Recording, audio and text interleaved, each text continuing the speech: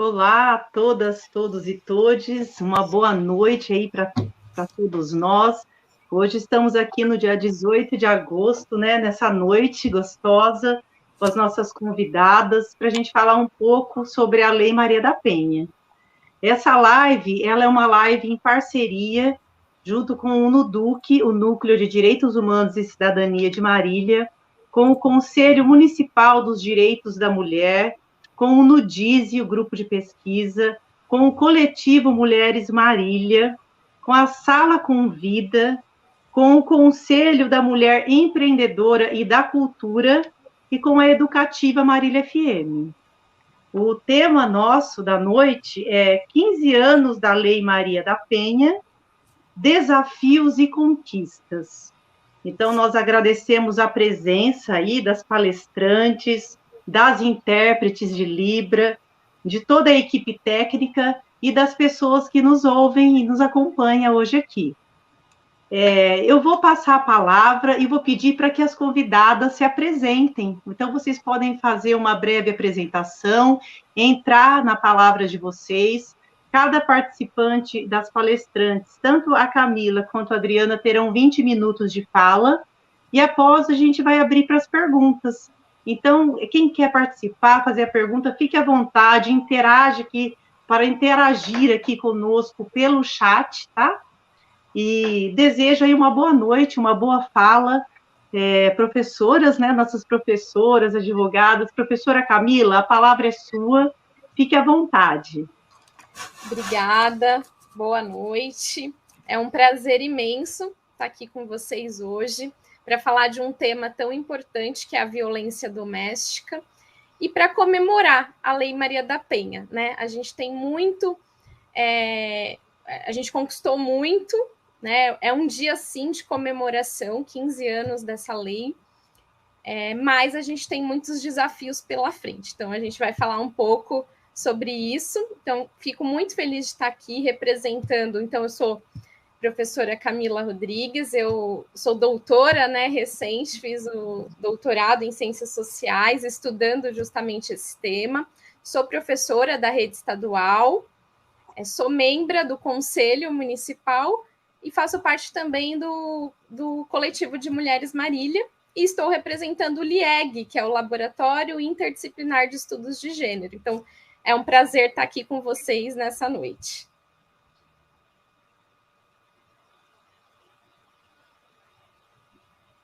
Nossa, uma super, gente, que delícia, né? Então, você vê que nós estaremos muito bem acompanhadas. Eu vou pedir que a Adriana se apresente agora e depois você já pode entrar na sua fala, tá, Camila?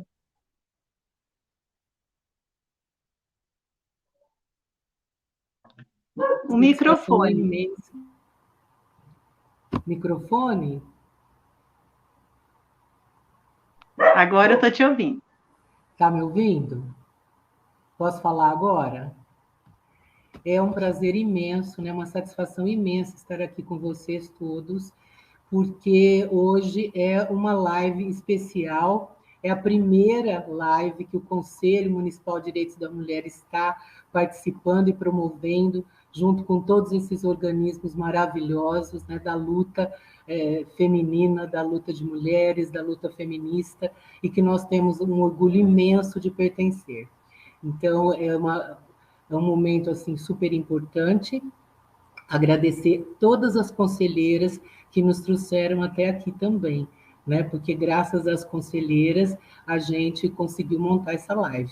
Então, as conselheiras estão participando, participaram muito na escolha do tema, participaram também na divulgação, todo mundo colocou a mão na massa. Então, uma união maravilhosa desse novo conselho e também que eu desejo as boas-vindas para todas, né? E é uma alegria imensa. Bom, eu sou advogada, eu sou Adriana Tognoli, eu sou advogada, eu sou empresária, pequena empresária, sou professora, pedagoga também, muito orgulho pela Unesp, e estou como gestora da Sala Convida, que é uma iniciativa da Secretaria de Assistência Social de Marília, né, da Prefeitura e da Secretaria, e que trabalha especificamente com mulheres e população de gênero.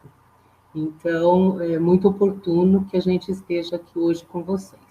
Então, só agradecer e ouvir a nossa querida doutora Camila, que eu acompanho desde quando ela era Camilinha do Rotaract.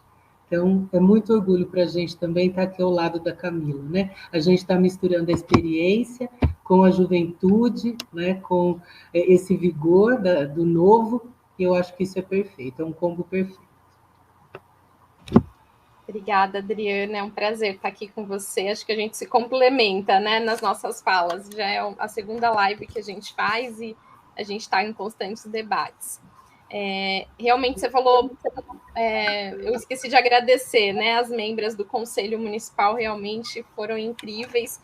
E como a Paty comentou, né, a nossa luta com o Conselho da Mulher só está começando, né? A gente tem muito a caminhar aí e conta com o apoio de toda a comunidade.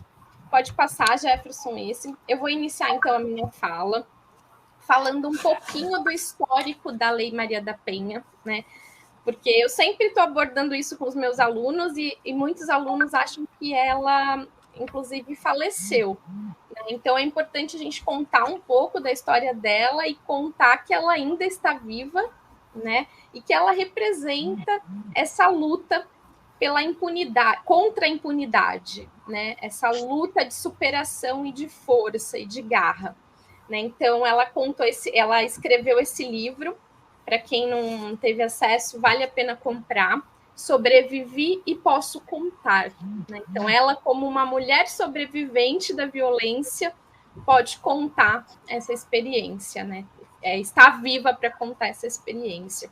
Então, ela é biofarmacêutica, nasceu no Ceará e viveu, né, por muitos anos, 23 anos, uma situação de violência doméstica e familiar.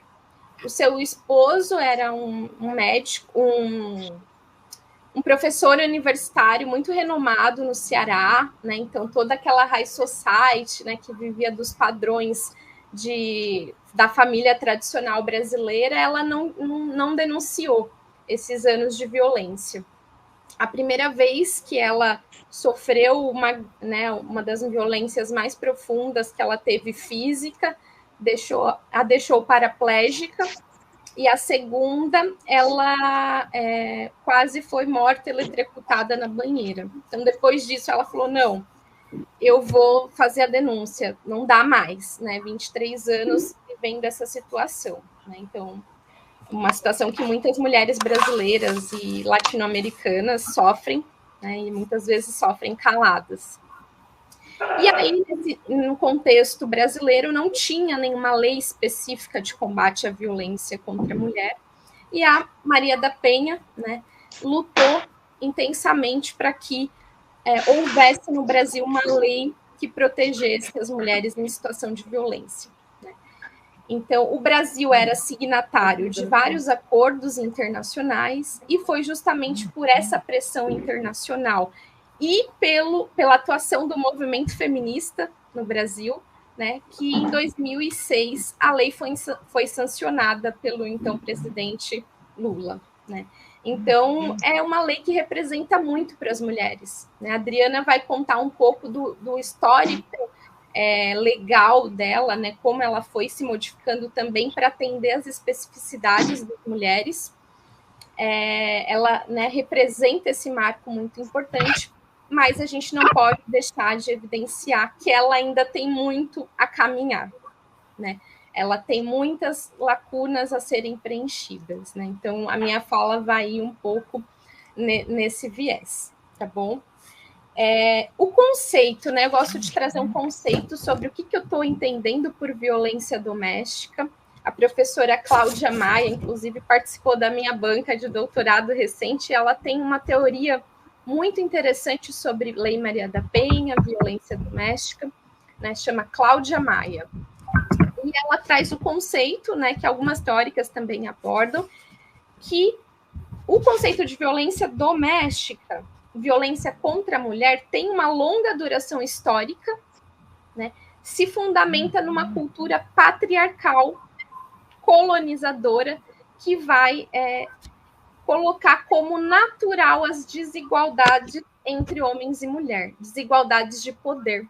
né? Então, a gente naturaliza, né, como sendo, é assim mesmo, né? Minha mãe passou por isso, minha avó passou por isso, então é assim mesmo. A sociedade acaba naturalizando essa cultura patriarcal e machista que a gente vive, né? Então, a Lei Maria da Penha, ela vem para mexer com isso também, e vem para trazer visibilidade para a temática da violência doméstica, que muitas vezes fica em quatro paredes, né, restrita ao lar doméstico, né, ao espaço doméstico, né, restrita ao ambiente familiar, e a Lei Maria da Penha vem colocar luz para esse conceito, né? Então, por isso, uma das importâncias né, da Lei Maria da Penha para a gente.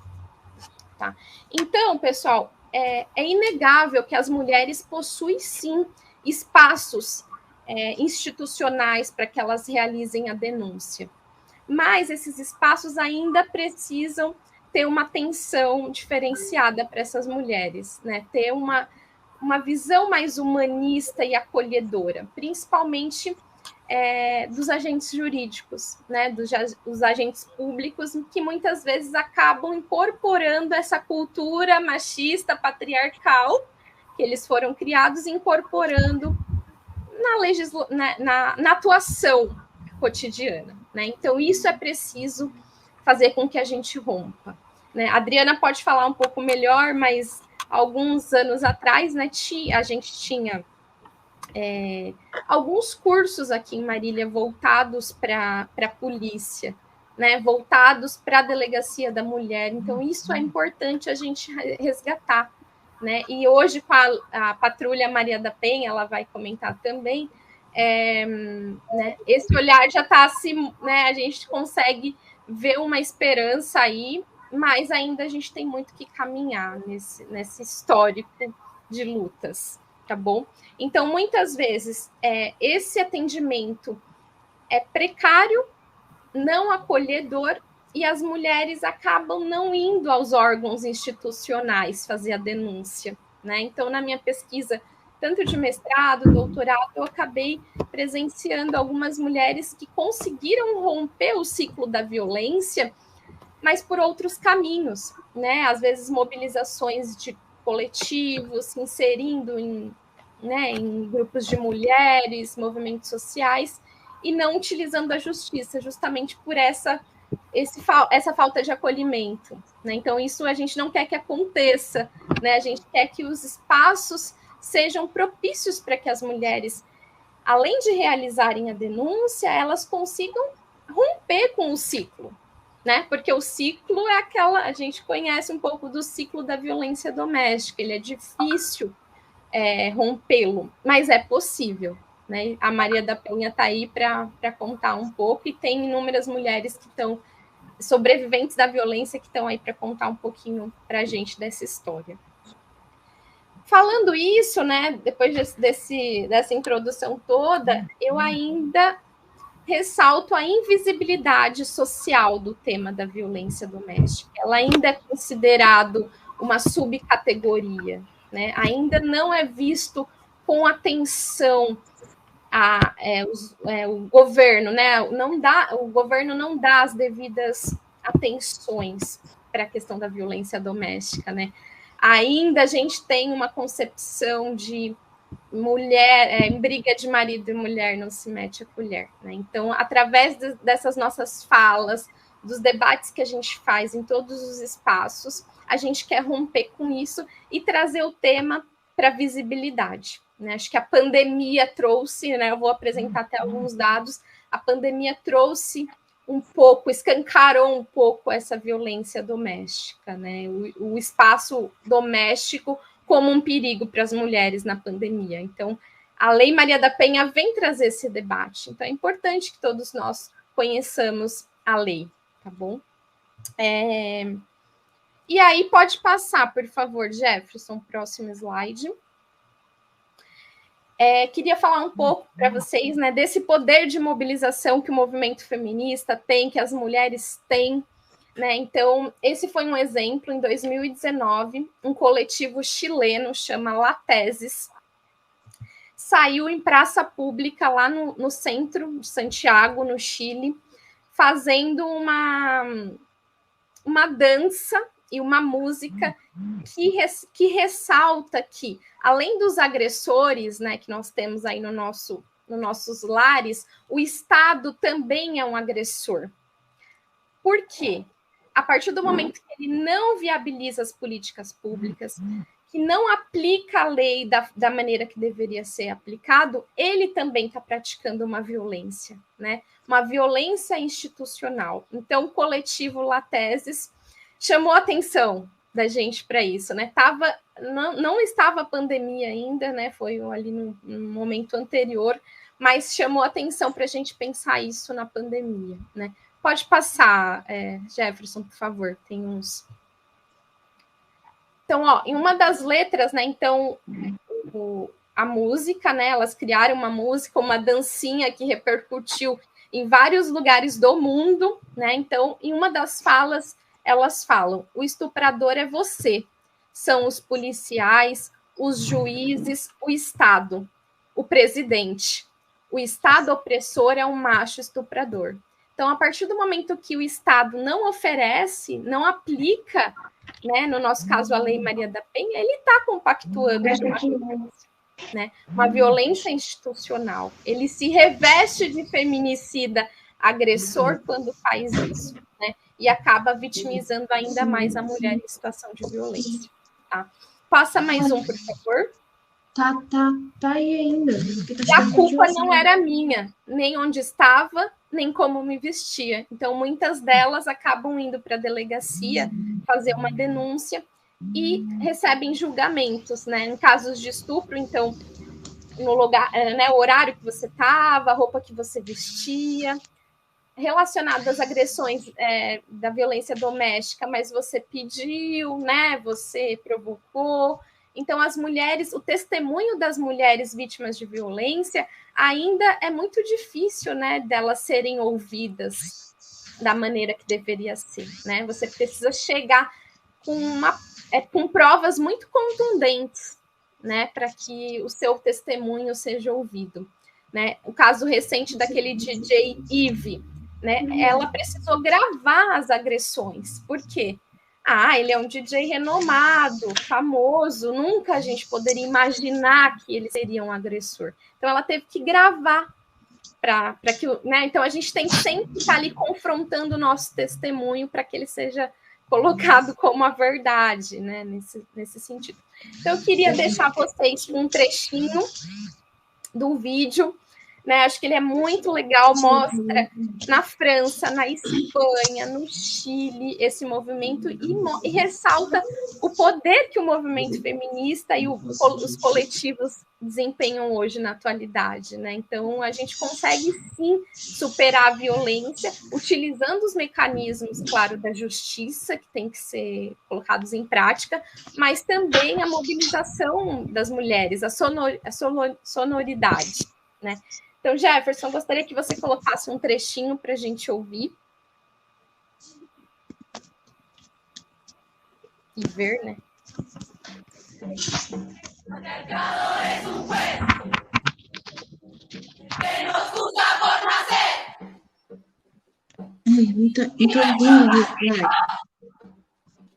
Es la violencia que no ves.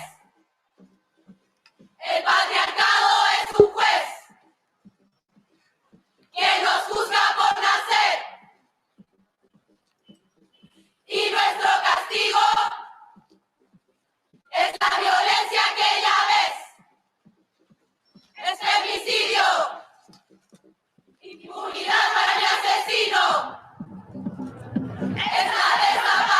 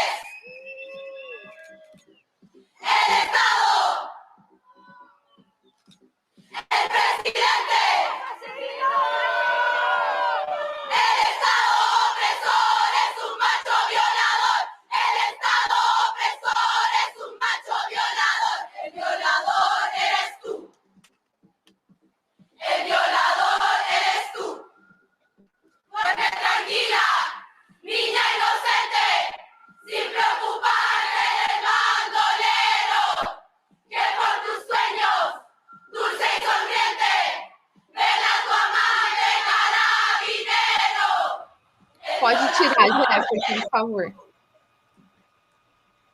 Gente, assim, eu fico arrepiada, assim, quando eu vejo uma união e né, a reivindicação de um movimento tão forte, assim, né, na França, na Espanha, o poder de mobilização que nós mulheres temos, né? Então, o Estado, quando não há estrutura adequada, referente à rede de apoio às mulheres, quando não há concretização das políticas públicas relacionadas à violência doméstica, quando a pauta da desigualdade de gênero não é reconhecida pelo Estado, não é trabalhada nas escolas, o Estado sim está omitindo a sua função e sim ele também está praticando uma violência. Né? Isso que é a minha mensagem de hoje. Então, é inegável, né, que as leis existem. A Lei Maria da Penha existe, muito bem feita, muito bem escrita, né? Influência do movimento feminista. Ela luta contra a invisibilidade do tema da violência doméstica, né? Mas a gente ainda tem muitas lacunas, né? Vazias, muitas arestas para serem preenchidas, então a gente precisa falar cada vez mais do tema. Tá? E aí, para finalizar, eu trago um estudo recente, a vitimização das mulheres no Brasil, agora de 2021, do Fórum Brasileiro, do Datafolha e da Uber. Né? Então, 1 em cada 4 mulheres brasileiras, 24%, acima de 16 anos, afirma ter sofrido algum tipo de violência ou agressão nesses últimos 12 meses durante a pandemia. Né? Então, são índices muito altos. Né? Isso significa dizer que cerca de 17 milhões de mulheres sofreram violência física, psicológica, sexual no último ano. 5 em cada 10 brasileiros, 51%, relataram ter visto alguma violência sofrida, né, no seu bairro, na sua comunidade, ao longo desses 12 meses. E 73% da população brasileira acredita que a violência contra as mulheres cresceu na pandemia. Né? Então, tá aí, né? Os dados não nos deixam mentir, então é importante que a gente fale sobre isso em todos os espaços, que a gente encoraje as nossas mulheres a fazerem a denúncia. Né? Então, acho que essa é a minha mensagem. A gente já evoluiu muito, né? Tivemos muitas conquistas, né, durante esses 15 anos, mas a gente não pode baixar a retaguarda, né? A gente tem muito ainda que avançar. Né? Então, denuncie. Né? Essa é a minha mensagem. Agradeço e vamos para o debate. Né? Eu não quis me estender muito para a gente ampliar o debate. Muito obrigada. Muito, muito bom, Camila. Obrigada, viu? Obrigada pela exposição. Né? Realmente, o Estado ele tem um compromisso, uma responsabilidade de pensar políticas públicas voltadas para combater essa desigualdade de gênero que existe, né? E se a gente for pensar agora na pandemia, nesse aumento que ocorreu, né, a gente tem mais motivos ainda para pensar sobre isso. Eu também quero agradecer a interpretação de Libras que foi feita pela Lucy Maieri Fiorentino e pela outra parceira dela, convidada, a Renata Cândida de Oliveira Garcia. Dizer que é muito importante a participação de vocês aqui, viu? Muito obrigada para que a gente atinja o máximo de pessoas possível. Então, a luta só começou, né, professora? Eu vou passar aqui a vez para a Adriana, né? Para ela trazer a fala dela e lembrar que no chat tem a inscrição para quem tem interesse de ter o certificado, tá? Entra lá, se inscreva e participe. Quem ainda não faz parte, ainda não ativou o sininho do canal e quiser receber novas notificações das próximas lives também, vai lá, se inscreve no canal do Nuduc. É isso, é com você, Adriana.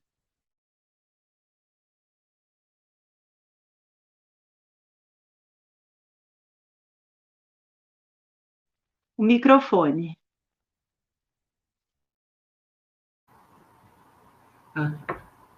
Oi, gente. Parabéns, Camila. Você conseguiu situar muito bem, né, a Lei Maria da Penha. o cenário, né, em que essa lei foi criada e também o cenário em que nós temos hoje, né, que enfrentar ainda, né, diante dos aspectos da lei que ainda não foram efetivamente, né, colocados em prática como a gente gostaria.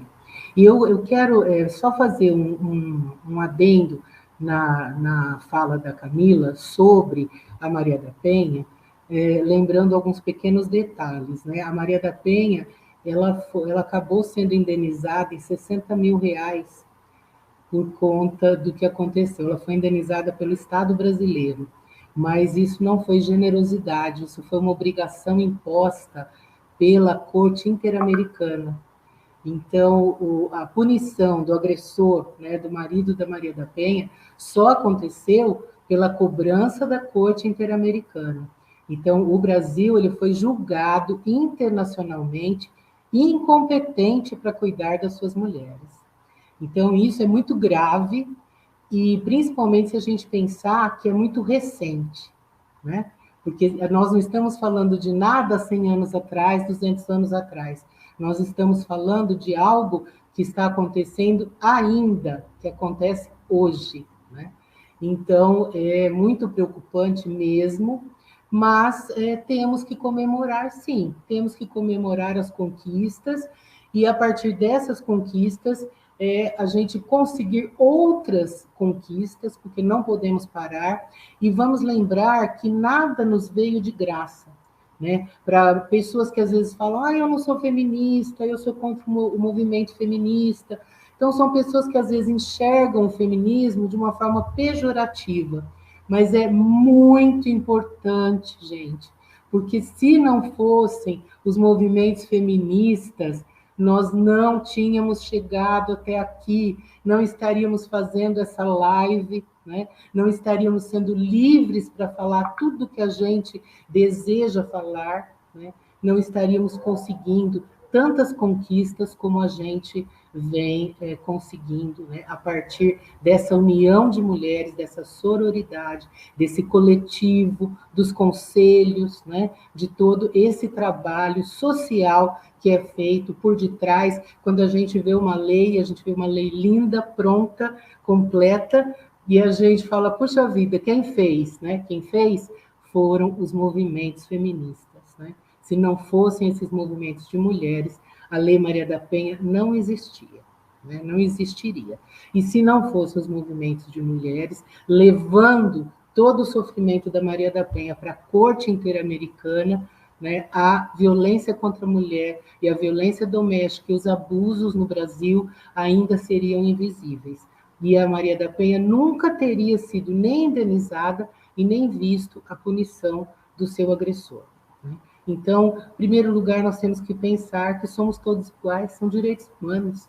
A gente não precisaria mais estar aqui para discutir isso. Nós poderíamos estar discutindo coisas muito importantes, como a questão do clima, como a questão da sustentabilidade, como melhorar a qualidade de vida das pessoas, mobilidade, né? A gente deveria ter avançado a esse ponto, mas, infelizmente, nós estamos aqui discutindo que as mulheres têm direito de não apanhar. Olha como é grave, né? Grave, mas muito importante. Eu estou cansada desse negócio de toda hora Lei Maria da Penha, toda hora falando de violência contra a mulher. Não, gente, isso tem que ser dito todos os dias, até que a situação possa melhorar, né?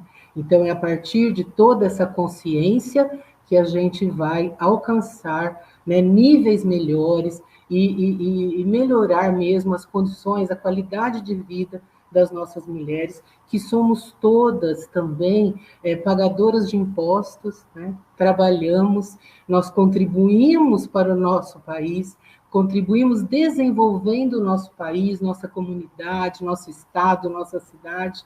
Então, nós temos o direito de ter uma vida sem violência, né? Nós temos esse direito. Então, eu gostaria, bom, eu já fiz aí meu preâmbulo, então eu gostaria agora de entrar em alguns aspectos técnicos, mas não também muito técnicos, porque tem muitas pessoas que são leigas, que estão nos assistindo, e eu não quero que se torne enfadonho, né? Mas a Lei Maria da Penha é uma lei híbrida, ela trouxe dentro dela mesma, ela trouxe tanto os aspectos punitivos, né, do agressor, do ofensor, como também a defesa e a proteção da vítima, dos seus familiares, né, e dos seus dependentes. Então, tudo isso está dentro da própria Lei Maria da Penha. Ela é uma lei bem completa, por isso que nós dizemos que ela é uma das melhores leis do mundo, porque ela é muito completa e ela já traz toda a assistência, né, que a mulher, que a vítima precisa dentro desse esquema, desse problema e dessa dificuldade da violência intrafamiliar e da violência doméstica. Um dos pontos muito importantes, que é o que tem salvado vidas de mulheres, são as medidas protetivas, né? Coisas que não tínhamos antes no nosso arcabouço, né, legislativo, nós não tínhamos nada parecido com isso que pudesse ajudar as mulheres a enfrentar a situação de violência. Então, as medidas protetivas são muito importantes nesse contexto, e é através das medidas protetivas que o juiz vai trazer alguma defesa e alguma proteção para essas mulheres, né? Então, vamos dizer aí, em linhas gerais, quais são as medidas protetivas que podem obrigar o agressor e que podem trazer defesa e proteção para as mulheres. Então, muitas vocês já ouviram falar, que também são comuns, e a gente vê na mídia, né, rotineiramente, que é o afastamento do agressor do lar, né, você tirar esse agressor do convívio familiar. Também a questão do limite mínimo de distância, né, você impedir que o agressor se aproxime, né, da vítima, da ofendida. Então, você vai estabelecer aí um limite mínimo de distância, né, quantos metros, aí depende do entendimento do juiz. A restrição de visitas aos dependentes menores, se ele também tiver um comportamento agressivo com os demais familiares e com os menores, com os filhos e com os dependentes, né? A proibição total de contato com a vítima, e nisso também entra o fato de que a vítima não pode ser ela a levar uma intimação para o agressor, né? Coisa que nós já vimos acontecer nesse nosso país, a própria vítima sair da delegacia com uma intimação para entregar para o agressor dentro da sua casa, né? Então, já vimos isso acontecer, e isso não pode acontecer em hipótese alguma, porque é uma proibição de contato com a vítima, é uma das medidas protetivas. A suspensão da posse de armas, gente. Então, se a vítima ou ofendida tiver conhecimento de que esse agressor possui uma arma de fogo, né, ou armas, ou várias armas, ela precisa informar, quando ela for fazer o boletim de ocorrência, ela precisa informar, né, a delegacia, informar o Ministério Público, para que eles possam fazer essa suspensão, né, da posse da arma e do porte da arma.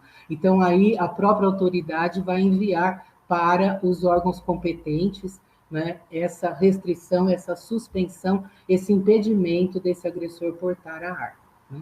Então, são pontos muito importantes. Além de tudo isso, nós temos a questão da pensão alimentícia, né, os alimentos provisórios ou provisionais, que o juiz também pode decretar em caso de violência.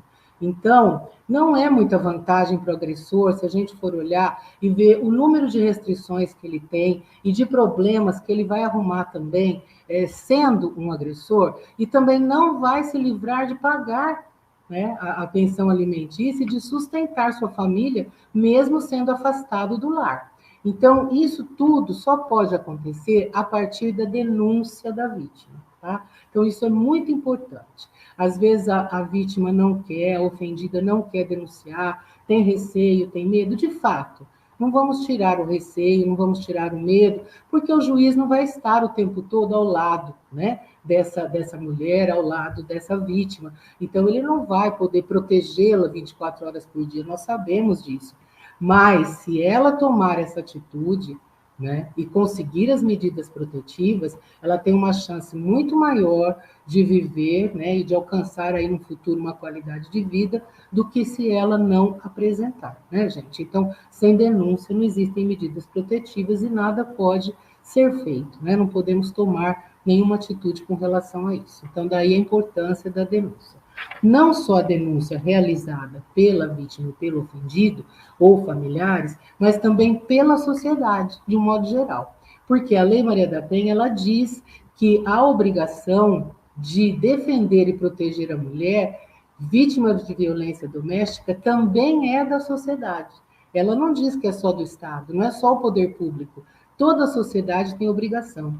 Então, quando está acontecendo esse problema aí no seu prédio, o síndico tem que tomar uma providência, né? Quando está acontecendo no seu bairro, a vizinha tem que tomar uma providência. Não adianta ser uma vizinha que vai lá fazer uma fofoca, mas uma vizinha que vai ajudar, uma vizinha que vai denunciar, uma vizinha que vai amparar, que vai recolher essa mulher, né? Se ela estiver correndo um risco de vida. Então, esses são pontos, gente, muito importantes no dia a dia de quem vive a violência doméstica, né? Não adianta só a gente enfeitar a lei, falar de coisas lindas e tudo que é possível, se a gente não tiver também essa solidariedade, né, no nosso dia a dia, e se a gente não enxergar, desculpa, se a gente não enxergar, né, essa questão, não der visibilidade para tudo isso que a gente vê e que muitas vezes a gente finge que não está vendo, né? Então, isso são, eu falei das medidas protetivas de urgência. Essas medidas, elas são solicitadas pela vítima ou pela ofendida, né? Pode solicitar aí através do Ministério Público ou da autoridade policial, se na comarca não tiver nem juiz, nem Ministério Público. Aí a autoridade policial também pode, aí no caso de necessidade, no caso de salvar, de repente, a vida aí dessa vítima, dessa mulher, ela também pode tomar essas providências e depois ser referendado pelo juiz as medidas protetivas da autoridade policial, né? A autoridade policial, a judiciária, que é o que a gente chama de juiz, né? Em 48 horas ela tem que deferir essas medidas protetivas. Então, chega lá para o juiz, até no máximo 48 horas, esse prazo não pode ser maior do que isso, porque são medidas de urgência. Acho até que é um prazo longo, deveria ser 24 horas. Enfim, bom, muitas mudanças foram acontecendo na Lei Maria da Penha, né? Outras leis, que não a lei especial, né? Outras leis gerais, elas foram sendo introduzidas, né? Nesse meio tempo, aí, nesses 15 anos, e modificando alguns artigos da lei, sempre para melhorar, o que é uma boa notícia, né? Sempre para melhorar, sempre para agregar, sempre para contribuir, né, para a proteção e defesa da mulher, porque é para isso que existe a Lei Maria da Penha. Sim, para equilibrar uma situação que se encontra em desequilíbrio. Não é protecionismo, é equilíbrio, né, de gênero, né, que é o que a gente precisa fazer. E aí o que acontece? Outras leis foram sendo acrescentadas, né? E aí nós temos uma lei, em 2015, que criou o feminicídio, né? Então passou a ser crime, né, o feminicídio. Então é o homicídio da mulher que é morta por ser mulher, né? Então aí é o que a gente chama de feminicídio. Então, então se acontecer de eu receber uma bala perdida, né? Eu, como mulher, receber uma bala perdida aí num problema policial, numa perseguição, é feminicídio? Não, não é feminicídio. Isso é um homicídio, é algo que aconteceu, infelizmente, por acaso, mas não é o feminicídio. Você não morreu porque era mulher, né? Você morreu porque aconteceu a questão da bala perdida. Então, são coisas diferentes que precisa ficar bem definido. Agora, se o companheiro matou porque ele queria ela para ele, porque ele não aceitava o fim do relacionamento, porque ele achava que ele era dono, que ele tinha posse, que a mulher era propriedade dele, aí sim configura o feminicídio, né? Então, é importante a gente entender essas diferenças. E agora também, a Lei 14.188, bem recente, ela trouxe uma novidade excelente, que foi inserir no Código Penal o crime de violência psicológica, né? Essa violência psicológica, ela já existe na Lei Maria da Penha, sempre existiu, como um dos tipos de violência que a mulher enfrenta, mas ela ainda tinha muita dificuldade de criminalizar, de punir o agressor pela violência psicológica. E aí veio essa nova lei e introduziu no Código Penal, né, na lei geral, saiu de dentro da Lei Maria da Penha, introduziu no Código Penal, e agora é mais fácil você realizar a punição. Viabilizou a punição do agressor que pratica violência psicológica, o que é muito comum, gente. Todos os dias, né, a gente ouve relatos de mulheres que ouvem coisas o dia todo nas suas casas, que são ofendidas, que são humilhadas, né? E isso é muito triste. Isso também vai minando a vida das mulheres, e a mulher vai perdendo a sua identidade, sua capacidade de reagir diante da violência, né, que ela enfrenta. Às vezes ela tem dificuldade até de entender que o que ela está vivendo é uma violência. Ela demora, às vezes, para entender isso. Então, gente, mulher não gosta de apanhar, tá? Não é mulher de malandro, não quer ficar apanhando porque gosta. Isso é mentira, isso é preconceito. A mulher que permanece no relacionamento, ela enfrenta uma série de dificuldades para deixar esse relacionamento abusivo. Às vezes ela nem sabe que está vivendo um relacionamento abusivo. Então vamos respeitar, vamos olhar com respeito e não com crítica, porque esse julgamento é um julgamento patriarcal, antiquado, que não nos leva a nada e não vai ajudar em nada a melhorar essa questão da violência doméstica e familiar, tá bom?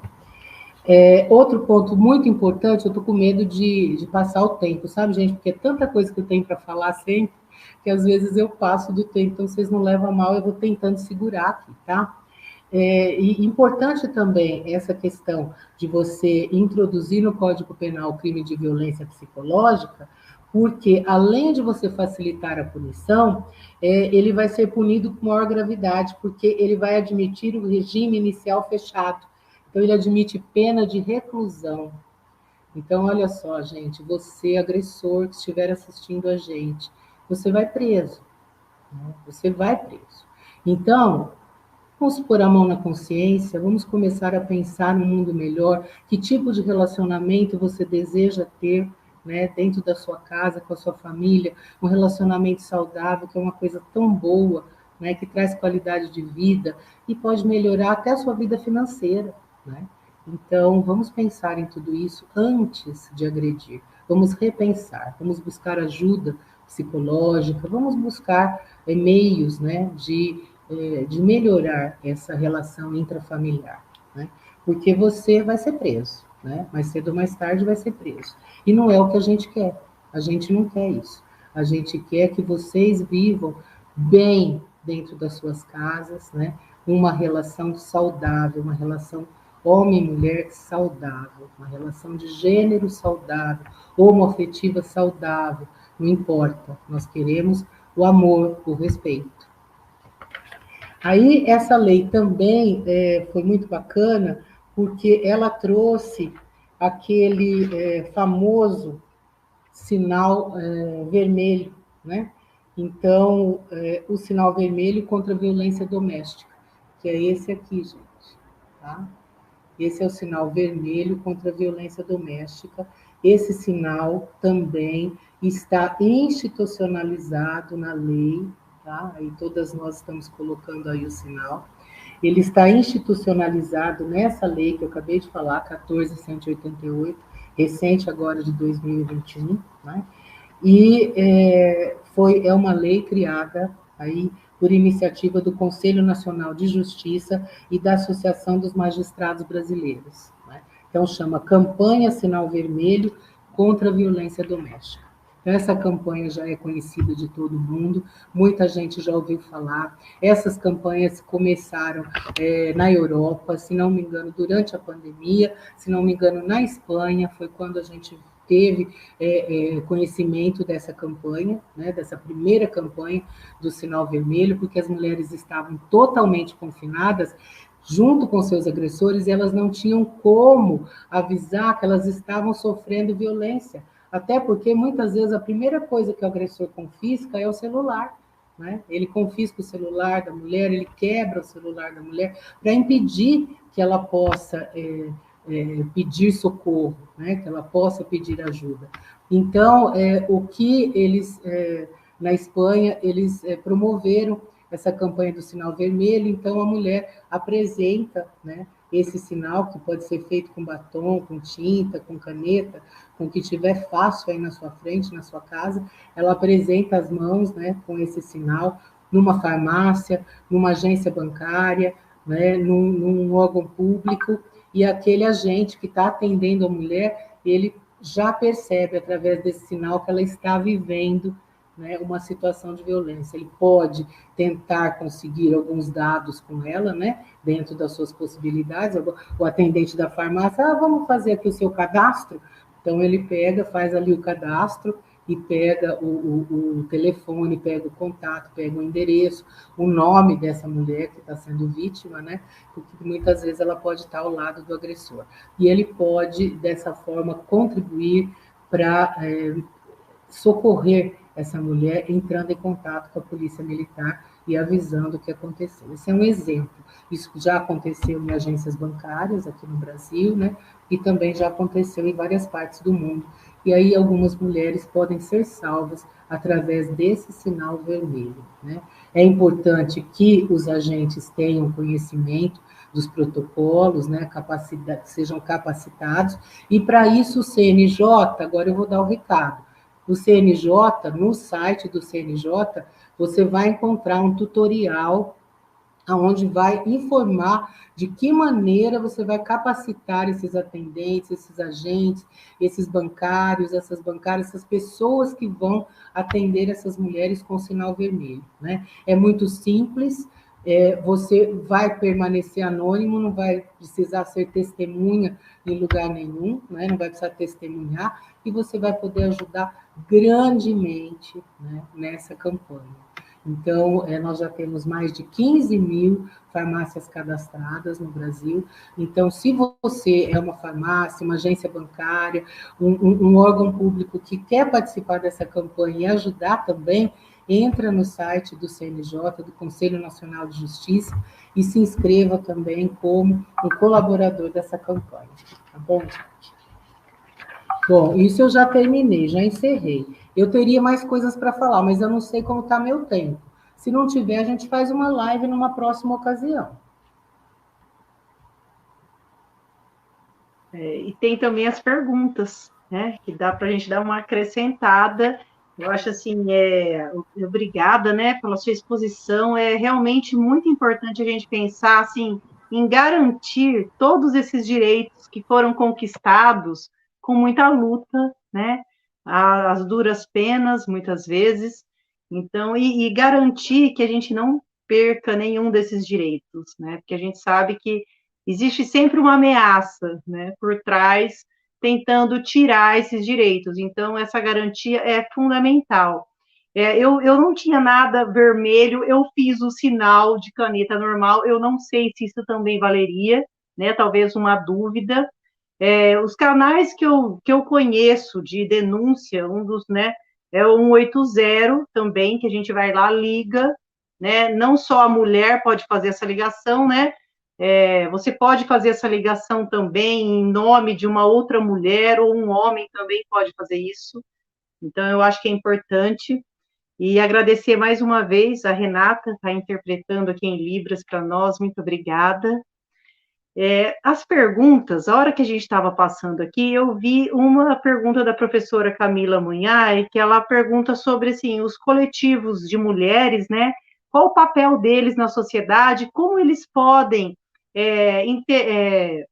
agir de forma que ajude essas outras mulheres que estão vivendo nesse ciclo de violência, né, que foi comentado, e eu gostaria que tanto vocês duas pudessem responder essa pergunta, que eu acho que é muito importante. Então, qual o papel do coletivo de mulheres, né, no seu município, no seu estado, tem para que novas políticas públicas, novas ações, né, novas formas de agir contra essa violência possam ser possíveis para nós. E aí, Camila, se você puder responder para nós primeiro, e a Adriana vai na sequência. Claro. Acho que, assim, primeiro passo, principalmente Marília, foi dado de nós termos um conselho, né? Que aí já é muito importante. Qual a atuação do conselho? É falar sobre a temática, ir em todos os espaços, né? Ir nas escolas, que até vi que tem uma pergunta relacionada a isso, ocupar os espaços, né? Falar do tema, né? Hoje as redes sociais estão aí para ser utilizadas, então a gente utilizar também das redes sociais, né? Ir nas empresas, né? A gente tem que, acho que, atingir todos os espaços, né? Isso é muito importante. Então, os coletivos feministas, o Conselho da Mulher tem esse papel de tirar o estigma da violência doméstica, né? Levar a conscientização. Acho que é o fator mais importante para os coletivos nesse momento. Realmente é importantíssimo. E é bom, assim, nós aqui somos mulheres, a gente sabe, a gente é comprometida em pensar, né? Como a gente pode arrumar um meio. Eu acho que a escola, como você citou, Camila, é muito importante, né? A gente trazer esse debate para a juventude, né? E não só pensar nos maiorzinhos, nos menorzinhos também, né? Acho que as crianças, elas já têm que ter essa educação para que elas não entendam que é natural ver o pai, né, de certa forma, cometendo algum tipo de violência.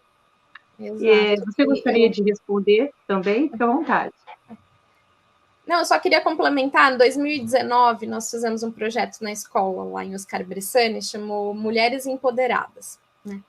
E foi muito bacana a repercussão, né, de trazer o debate para toda a sociedade, como a Adriana disse, né? Não é só uma questão de um Estado, mas também trazer o debate para toda a sociedade, inclusive para os homens, né? Então, a escola desempenha, acho que, um papel fundamental para a gente trazer o debate de gênero na escola, né? Então, vem os conservadores, né, reacionários aí, dizendo nada de gênero na escola, né? Pelo contrário, sim, a gente tem que falar de gênero e falar de violência doméstica na escola, né?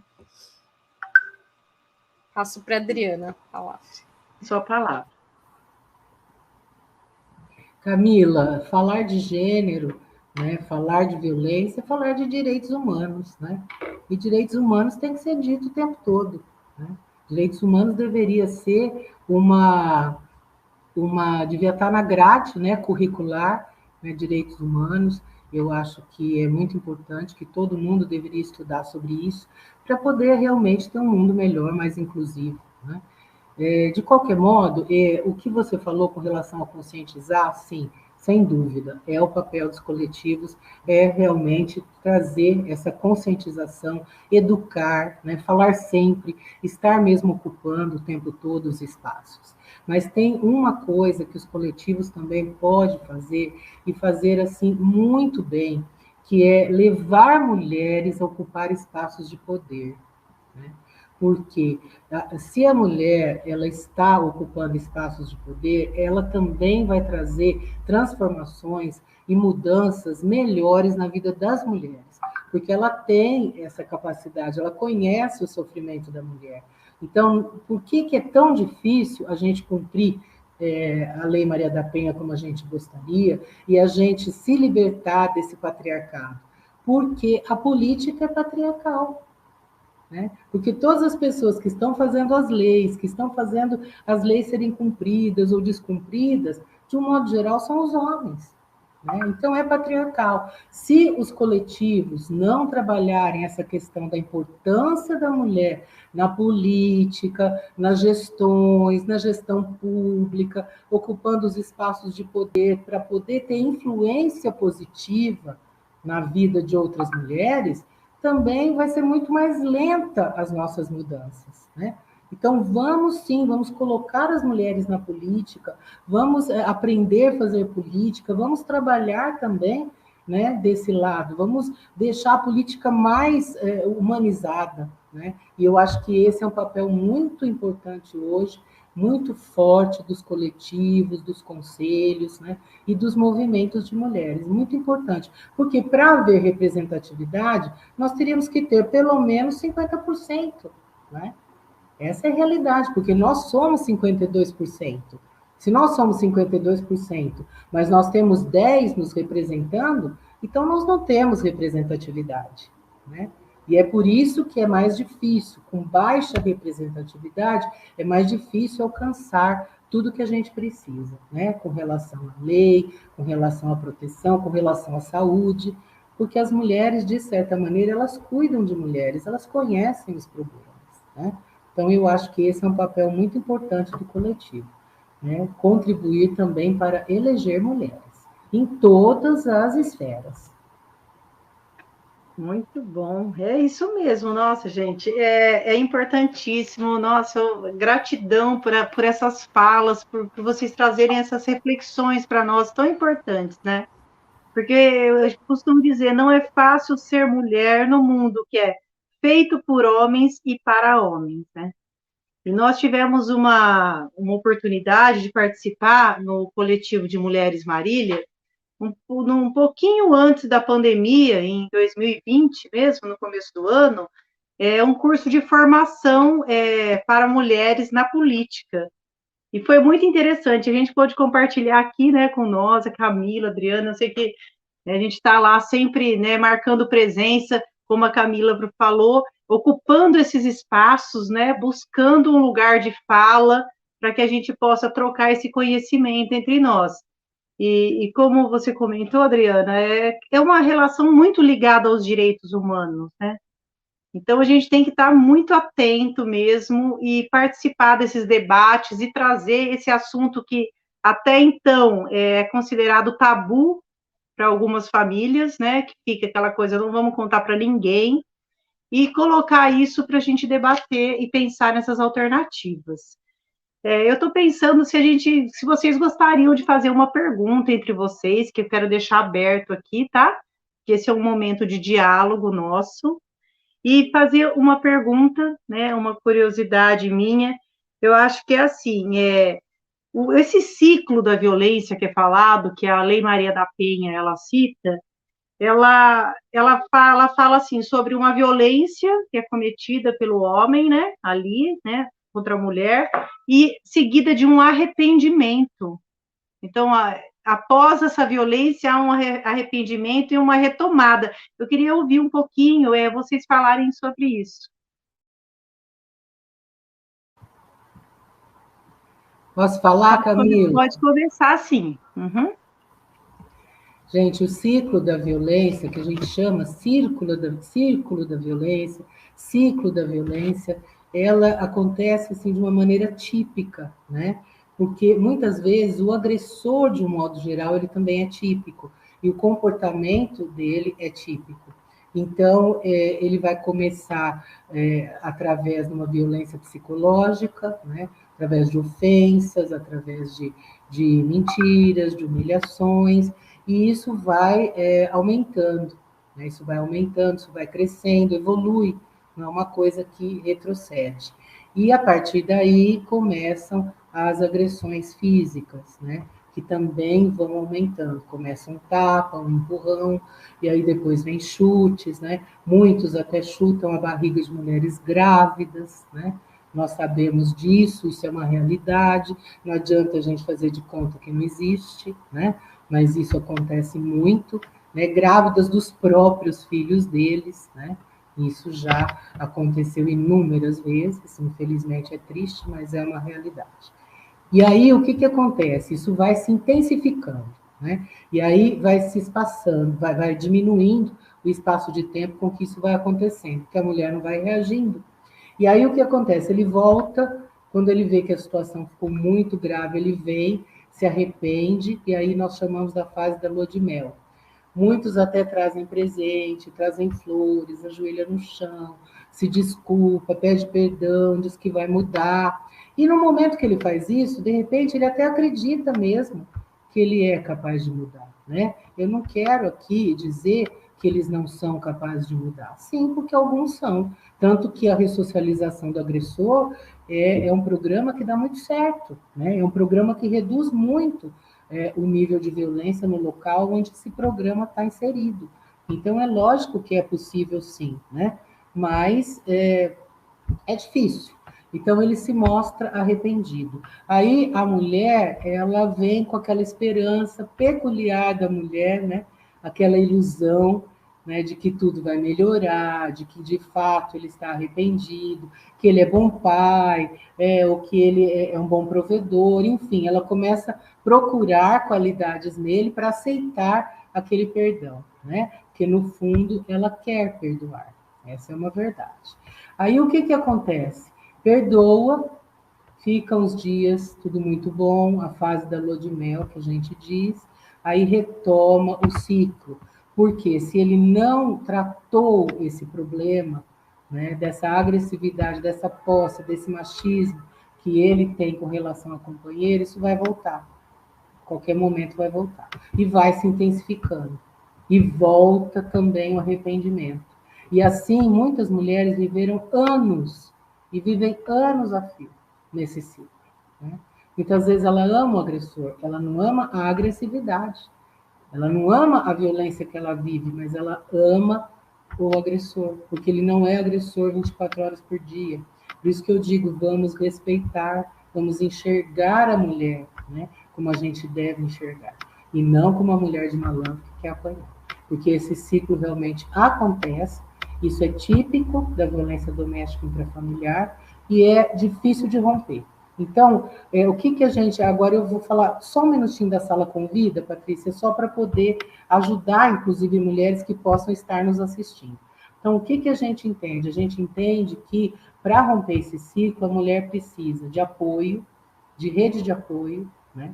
De uma rede familiar, de uma rede pública de apoio, de serviços, né?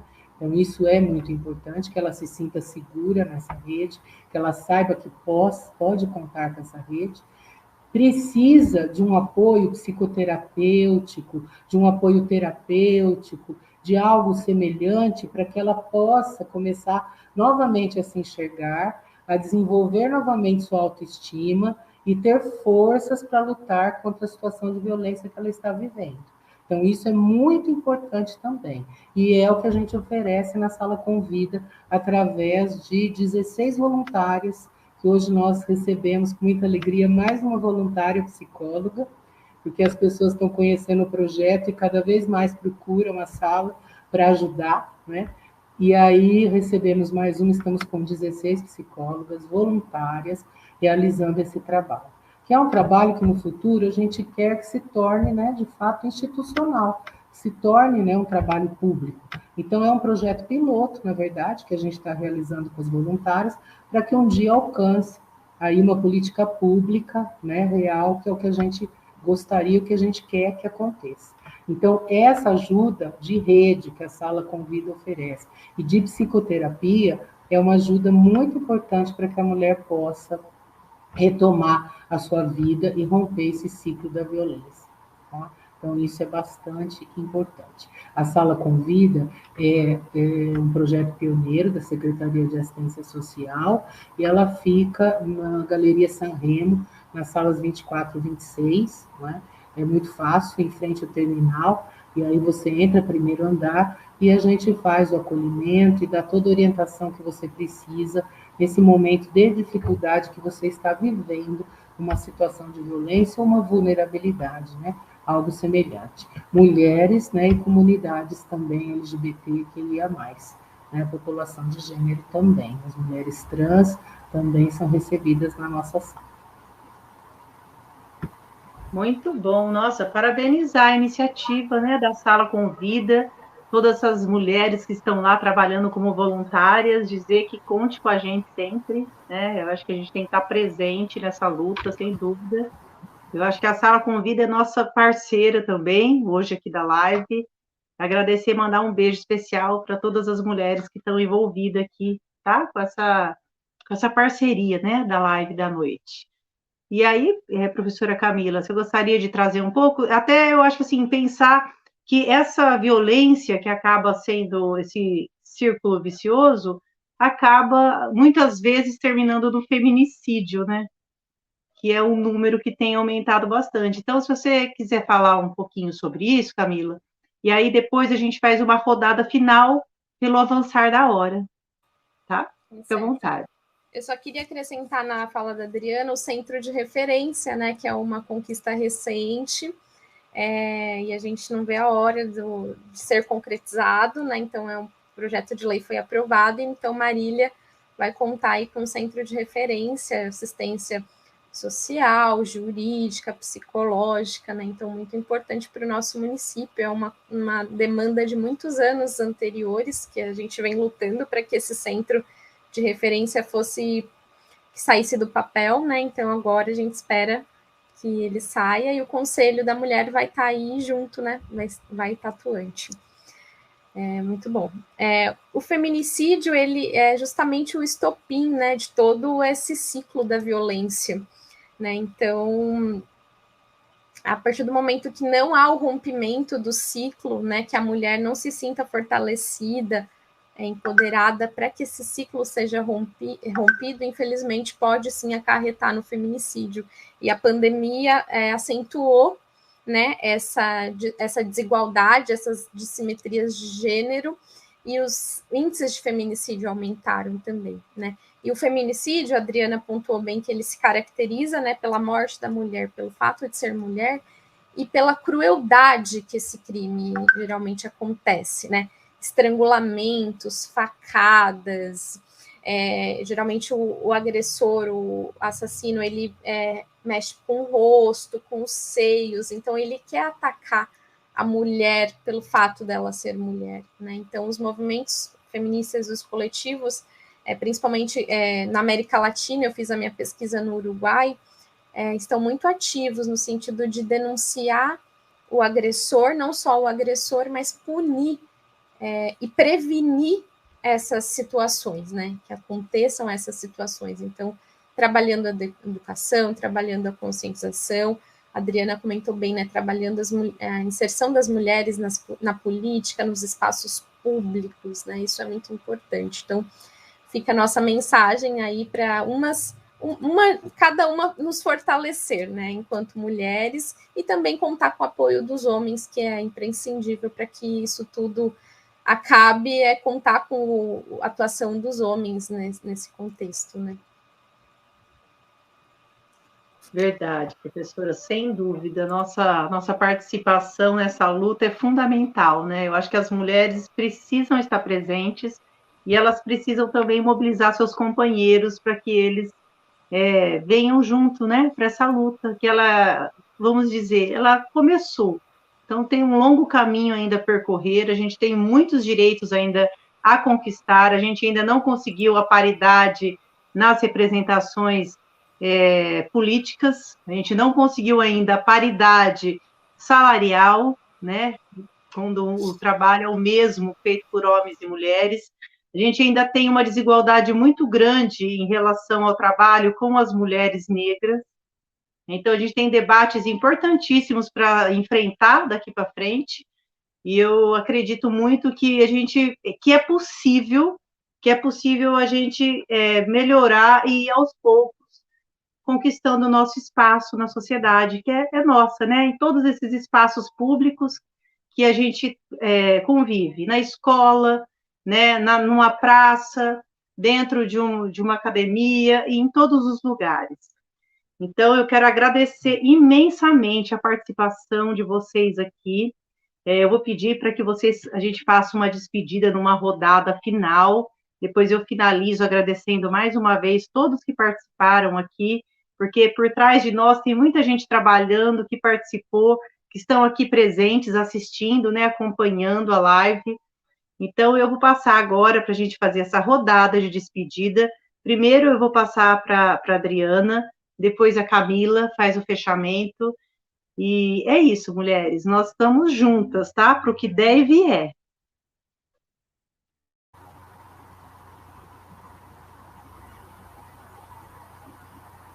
Pode ser você primeiro, Camila. Posso falar? Pode, fica à vontade.